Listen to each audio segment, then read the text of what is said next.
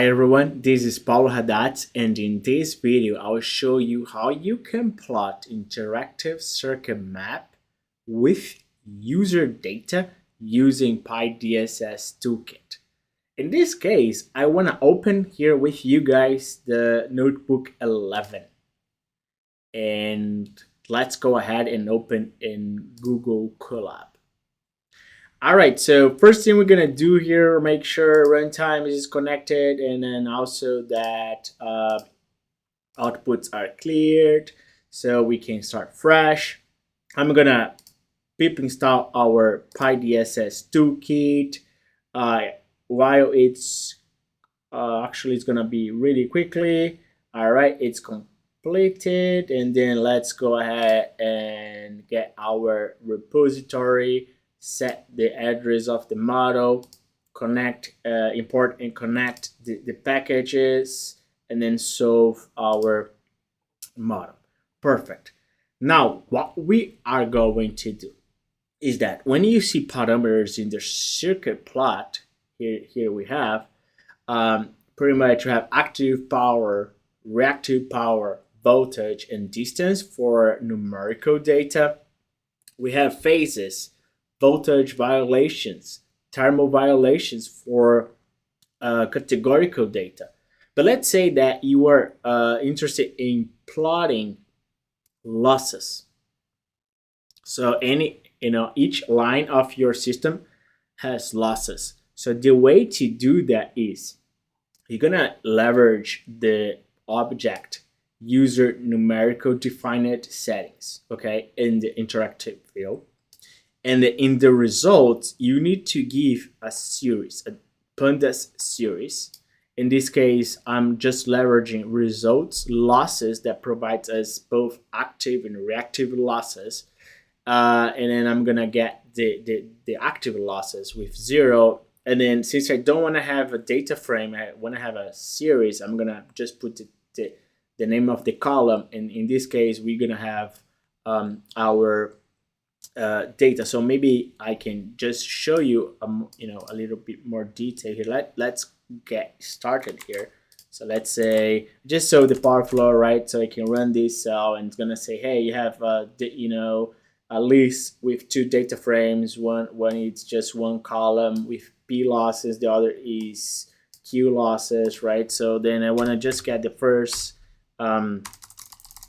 item of my list, which is going to be a data frame with P losses, right? So just the P losses, but this is a data frame.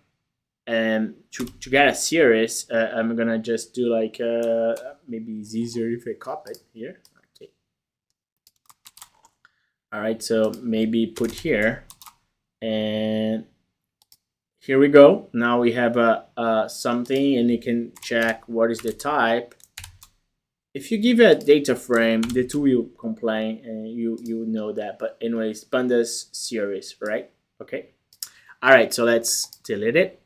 Okay, so I give the data. That's it. That's it. Then I can change the unit if I want to. It's a kW, and you can change the title of the color bar, right? You have all the options that it's provided in the numerical. If I go here,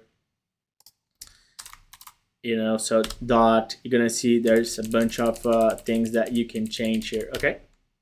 All right, so with that said, let me delete this and then run. So as you can see, I don't provide the parameter for losses, but you can do it yourself, right? Eventually we can do that, right? We can add a parameter here instead of using numerical define, and you do all this stuff for you. I can do internally, and then you just say losses, right? So those are things that this tool is evolving. We can start adding those things, but I can't add many things, but I don't have time to do all that. So if you think it's important, 2 things, let me know, and I might be able to add that, or just fork the repository, add that, and then do a pull request, and then I accept that, and you can help me to improve the tool as well. So here we have losses, right? So you're gonna have here user numerical defined, which is the losses, and you can explore those things. Now, if I'm looking at the categorical. So in this case here, I started by looking at the line. So I went to the line data frame, and my goal was to say, I want to mark all the lines that are greater than 0.1 unit. I don't know what's the unit. So what I did then, I got the length of the lines by just looking at the lines data frame, right? So, and then I just put create a data frame that tells me 0 if it's not greater than 0.1 or below 0.1, right? So below threshold is 0, it's and 1 it's above. So I kind of just create a flag in this data frame to tell you it's above or below the threshold. And then what I did, you have here user categorical define settings dot result, and I gave the series, which is just zeros and ones. 0 for lines that has length below 0.1, and 1 for lines that have length above 0.1, right? Maybe I can just make sure I put a sign of equals here, wherever. All right, so now I can then update the color map and say who is above. I'm gonna call above threshold, and I'm gonna color in blue. Who is below, which is 0, gonna below, and red. And also I changed the legend, the title of the legend, and then I just parameter user categorical defined, right? Simple as that. And then I run it, right? Of course, there's a bunch of code here, right? Because I need to prepare it. But as soon as you do it, now we have all the lines in red are below 0.1 unit, and the lines in blue are above 0.1 unit, right? So simple way to do things like that. You can see here in colors, and you're gonna see red always 0 and blue 1, right? Because those are the flags I used here in this case. So maybe take off that equal sign. Maybe I mess up with that. Oh no, that's fine. Yes. All right. So guys, that's pretty much the approach to use your own data. Feel free to make sure the results make sense.